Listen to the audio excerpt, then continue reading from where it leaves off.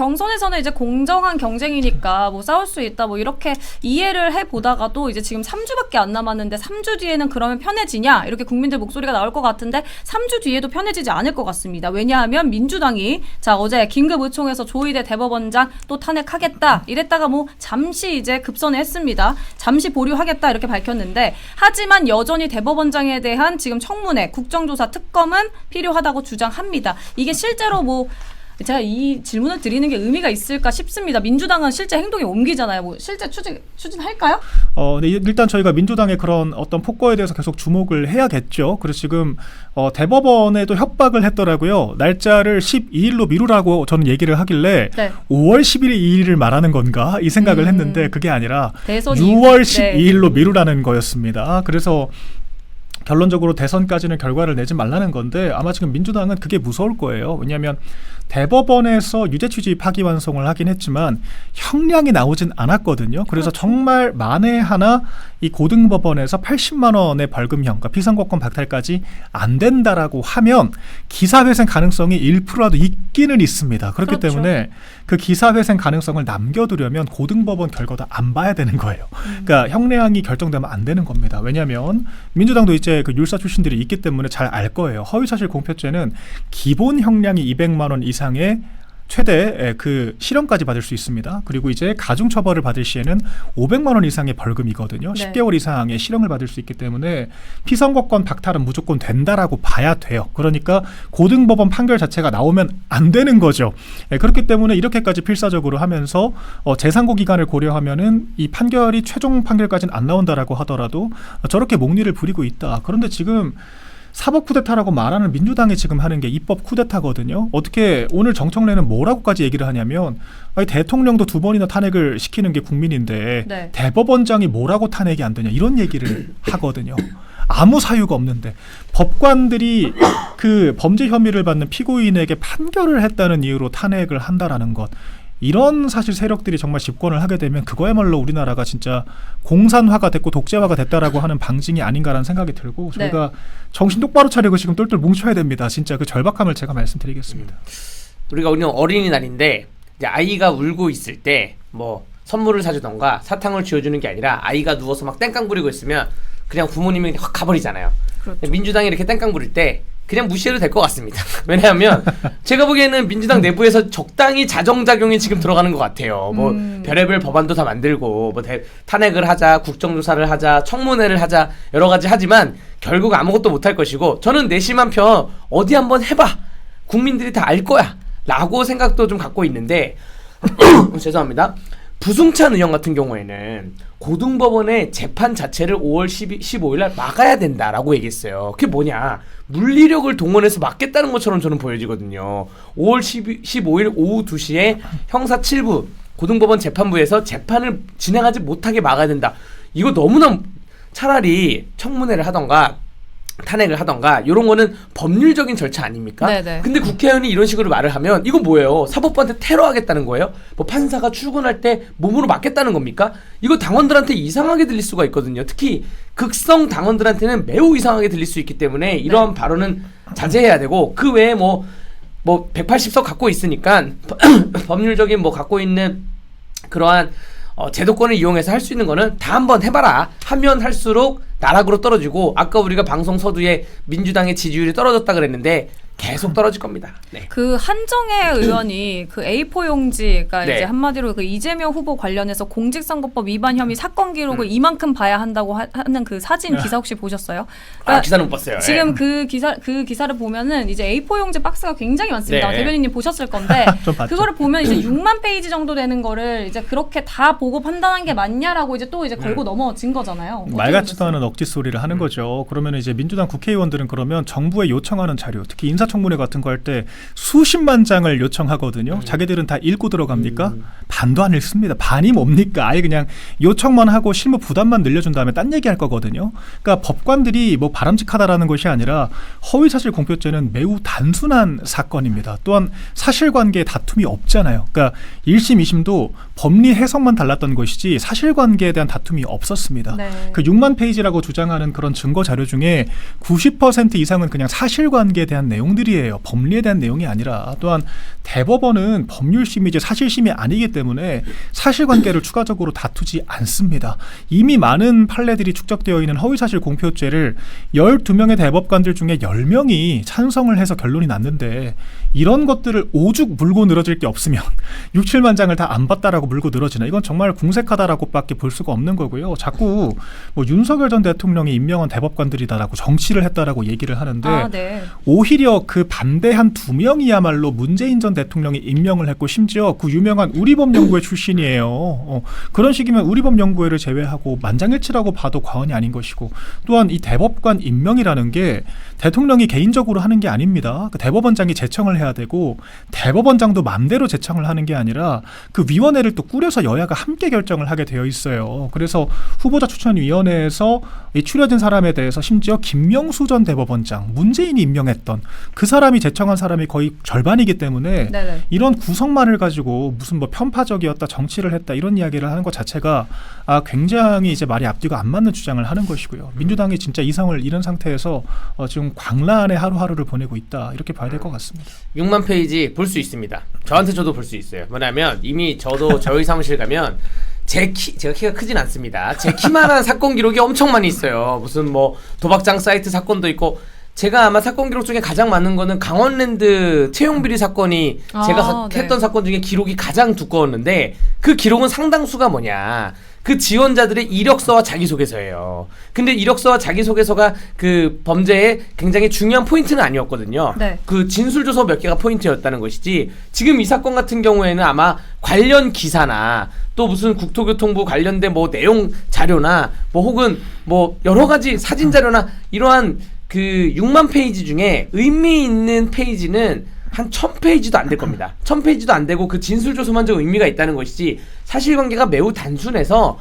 나머지 기록들은 그냥 데이터 자료 정도로 보여지기 때문에 네네. 그러니까 그 처음에 전원합시로 넘기고 법관회의를 했을 때 회의 심리를 2번만 하고 기록 다 보셨죠? 다 봤습니다 하고 넘어간 것입니다. 네. 6만 페이지가 다 하나하나가 다 중요한 자료가 아니라는 점 말씀드릴게요. 이게 이재명이 생존할 수 있는 시나리오가 없어요. 제가 앞으로 전개를 조금 풀어서 설명을 드려볼게요. 일단 이재명 쪽에서 제일 먼저 해야 될 것은 대법원장을 비롯해서 이 고등법원 재판부를 탄핵을 시켜야 네. 선거 전에 양형이 되는 것을 막을 수가 있거든요. 일단 여기서부터 엄청난 무리수가 동반이 되죠.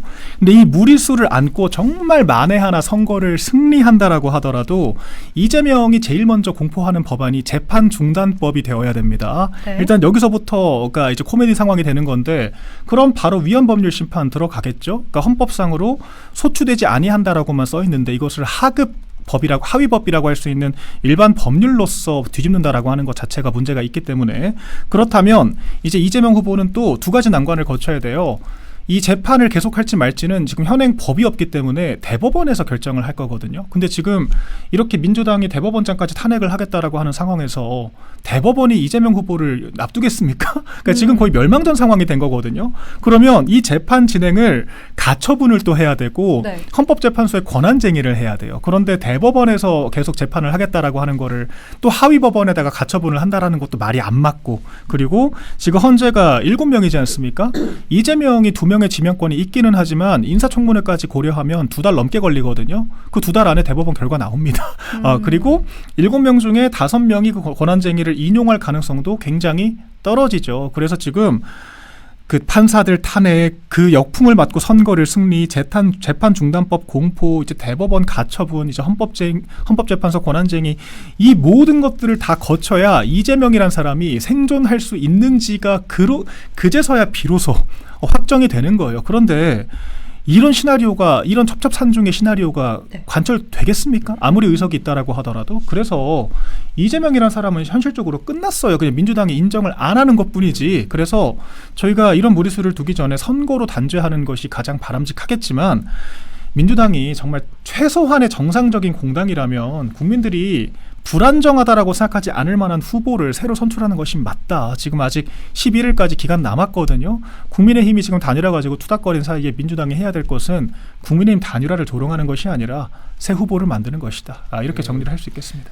그러니까 지금 이제 대변인님께서 몇 가지 언급해 주셨는데 이제 일반 시민분들 입장에서 이제 헷갈리는 게 지금 민주당이 계속해서 어쨌든 인정을 하지 못하니까 여러 법안을 지금 발의하고 있잖아요. 네. 그래서 대변인님이 말씀 안 해주신 이제 뭐 내란 특별재판소 설치라든지 네. 대법관 증언 이런 부분은 또 어떻게 되는 건지 변호사님께서 짚어주시면 될 것 같아요. 아니 굉장히 많은 법안을 지금 발의해서 좀 40 헷갈립니다 대를 지금. 네, 아주 창의적이에요. 아주 헌법을 상상력을 발휘해봐라. 김어준이 그랬죠. 이게 제가 이 말이 정확한지는 모르겠지만 좀 말씀을 드리자면 못 배워서 그래요. 이 못 배우신 분들이 창의적입니다. 물론 뭐 여러 가지 직장이나 뭐 학교 생활 하다 보면 신입사원이나 신입학생들의 패기가 있잖아요. 그 패기는 좋은데 법을 조금이라도 공부하거나 헌법을 조금이라도 보던가. 그러니까 국회의원분들 특히 민주당 의원들 그 소양 시험 봐야 돼요. 이거 못 배우니까 그런 겁니다. 못 배우니까 내란 헌법 특별재판소 설치, 내란 재판소 설치 이런 얘기를 하는 것인데 또 대법관 수를 늘리자 이런 얘기 하는 것인데 이 정원이나 혹은 재판소 같은 문제는 헌법에 규정되어 있습니다. 그거를 이렇게 할 거면 이거 이재명 후보자의 대선 공약으로 내세우세요. 대선 공약 개헌을 할 때 이런 거 다 집어넣겠다 넣으시고 결국에는 마지막에 여기까지 가겠죠. 재판을 국회의원이 할 수가 있다. 뭐 이런 것까지 가겠죠. 지금 민주당에 있는 인사들 중에 모 인사가 민주연구원에 있었던 분이 하는 말이 그렇죠. 상권 분립이 막을 내릴 시대가 왔다. 이건 뭐냐? 왕조 시대로 돌아가자는 거예요. 그러니까 왕조 시대를 거쳐가지고 지금 몽키스테 외에 입법부, 사법부, 행정부의 상권 분립이 온 건데 네. 왕조 시대로 이재명 왕조 시대로 돌아가자는 얘기인 거고 이거 법을 개별로 하나하나가 왜 문제인지 평가할 가치조차 없을 정도인데 가장 그래도 제가 좀 위험한 거는 이거는 국민들에게 피해가 가는 거 법관을 탄핵을 하잖아요. 이런 문제입니다. 우리가 직장생활을 하다가 갑자기 옆자리에 있는 동료가 무슨 병가를 내던가 뭐 휴직을 내던가 하면 그 일을 옆에 있는 사람들이 나눠 갔잖아요. 네. 판사를 한 명 탄핵을 하잖아요. 그러면 이거 이재명 재판만 못하는 게 아니에요. 그렇죠. 그 재판부에 있는 모든 재판을 한 200건, 300건은 못하게 되는 겁니다. 근데 그중에 물론 형사 7부는 선고만 주로 담당하는데 그중에 만약에 강력사건, 뭐 예를 들어서 뭐 마약이나 조직폭력배나 뭐 강간 이런 것 때문에 1심에서 구속된 사람을 6개월 안에 재판을 해야 됩니다. 6개월 안에 재판을 못한다? 풀어줘야 돼요. 예를 들어서 뭐 김만배가 지금은 무죄가 나왔지만 김만배도 지금 보석으로 나와 있잖아요. 명태균, 김영선 이런 분들도 지금 항소심에서 보석으로 나온 이유가 1심에서 보석으로 나온 이유가 6개월 안에 재판을 못 끝냈기 때문이에요. 네. 그럼 이재명 한 명 살리기 위해서 강력 범죄자들이 세상에 나올 수가 있다는 것이죠. 그리고 법관 탄핵하면 바로 옆 법관으로 넘어갑니다. 또 탄핵하면 또 넘어가고 또 도미노 탄핵을 하겠다는 것인데 이거는 사법부 보고 일을 하지 아예 말라는 것이고 아니 뭐 저는 뭐 그래도 뭐 어디까지 한번 지켜보겠습니다. 네. 그럼 이거 아까 저희가 얘기했던 부분인데 아까 그 지금 A4 용지로 이제 그 6만 여장 그 네. A4 용지 수치화한 거 근데 시민들도 이제 나서가지고 네. 이제 공개해라 정보 공개 청구 이제 네, 요구하고 네. 있잖아요. 로그 그거는 기록, 어떻게 되는 거예요? 그 로그 기록은 예를 들어서 대법원 내 내부 사이트가 있을 거잖아요. 그 내부 인트라망에 각 대법관이 접근을 했냐 안 했냐 또 혹은 연구관들이 접근을 했냐 안 했냐 보는데 접근했겠죠. 저도 전자소송이라는 홈페이지를 하루에 몇 번씩 들어가고 여러분들 이렇게 생각하면 돼요. 우리가 카카오톡이나 유튜브에 접속하잖아요. 하루에도 몇 번씩 그런 사이트라고 생각하면 돼요.